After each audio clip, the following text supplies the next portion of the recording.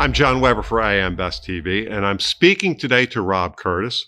Rob is Managing Director, co-CEO of AM Best Singapore. Rob, so glad you could join us today. Thank you, John. Pleasure to be here. And Rob, you are new to AM Best. Tell us a little bit about your background. Indeed, I am. New to AM Best, but I've been a long-time regulator and industry player with basically at the Hong Kong Insurance Authority for the last 3.5 years, introducing a group-wide framework there and resolution scheme. And before joining the HKIA, I was at KPMG as their international lead for insurance regulation and ASPAC insurance risk lead. And previously before that, in London at the FSA building Solvency II. So yeah, long time in the regulatory and implementation game. So you're new to AM Best, but you're no stranger to the Asian Pacific insurance market. How would you characterize that market? I think it's diverse. Yeah, you have a lot of mature markets across the ASPAC region, and then you also have some very immature, developing, emerging markets, and a lot of that is based around regulation. And you see some very sophisticated risk and capital management processes there, largely driven over the years because of regulation and the driver of where that has gone. And then you have other markets where they're not quite at the same level of sophistication, and they're still on their journey, if you like. And so I think we're dealing in ASPAC with quite a diverse array of stakeholders, and that goes all levels. So it's an interesting time, because there's still a lot of development, a lot of growth potential across the whole region, and that's exciting. You mentioned regulation, and you come from a regulatory background. What are the challenges of regulation in Asia? Oh, I think it's, there's the International Association of Insurance Supervisors, the IAIS, and they've done a lot of work over, the last few decades, building those frameworks. And I think the pace of that is where a lot of some of the Asian countries have not kept up with necessarily the speed at which some of that development has occurred. So in more mature markets with regulators who are just bigger in size and got more resources, there's the ability to keep pace, if you like, with some of that. And then with some of the smaller countries, you just haven't got necessarily the same size and ability to keep up. So it varies across the region, and that's reflected in the various solvency and risk frameworks and regimes that are in play. So across Asia Pacific, you really do have quite a variety of sophistication from a regulatory viewpoint, and then you've got the firms themselves having to manage and deal with some of that, and that's why I think there's a lot of potential there for over the next few years, because those countries that aren't as developed still know that they have to do work to get to those same standards.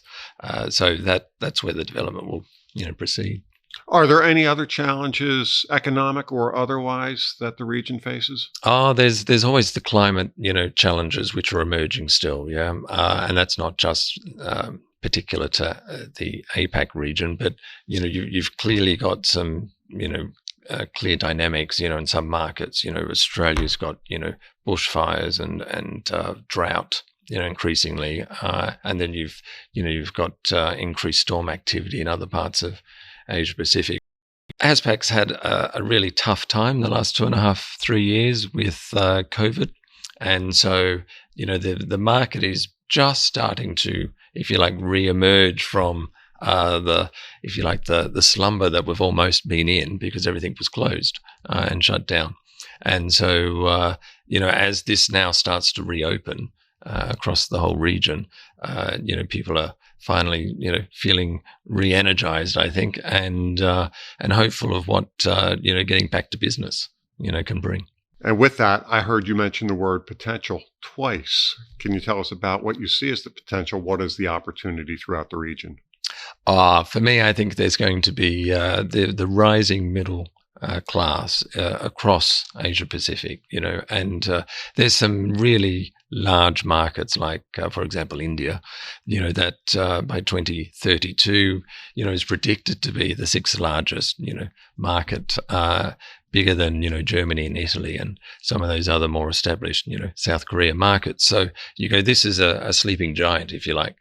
So there's tremendous opportunities for insurers, and of course that's going to benefit the consumers right across the board because they'll have access to new product and be able to insure themselves and their families with product that they haven't yet quite been able to afford, and so that's going to be a tremendous area of growth.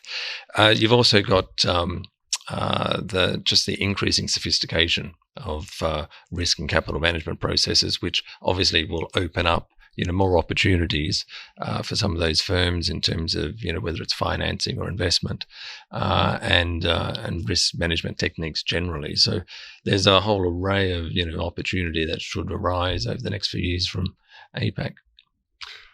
Rob, shifting gears, we've got the Singapore International Reinsurance Conference coming up in October. Yep. Tell us a little bit about that. What should we expect? Well, from our perspective, I think that's exciting because this will be the first time that everyone's really been able to come together face to face for the last 2.5 odd years. And the last one was 3 years ago at the same time, and I think it'll be a great opportunity for people to get together again and talk amongst themselves in person.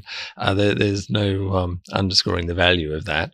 But also from our perspective, we have an exciting new product coming out around managing agents and the assessment process for what that could look like.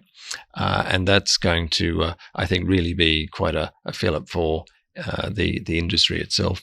And then also, what has happened over the last 2.5, 3 years. So what we really want to do is bring our insight and our perspectives on, what has actually happened, so stakeholders can get a feel for, if you like, an up-to-date, view of where the world has been over the last, period, and then what does that look like going forward. And so we want to bring those insights and perspectives to our participants.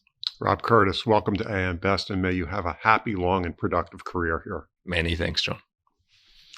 That was Rob Curtis, Managing Director and Co-CEO of AM Best Singapore.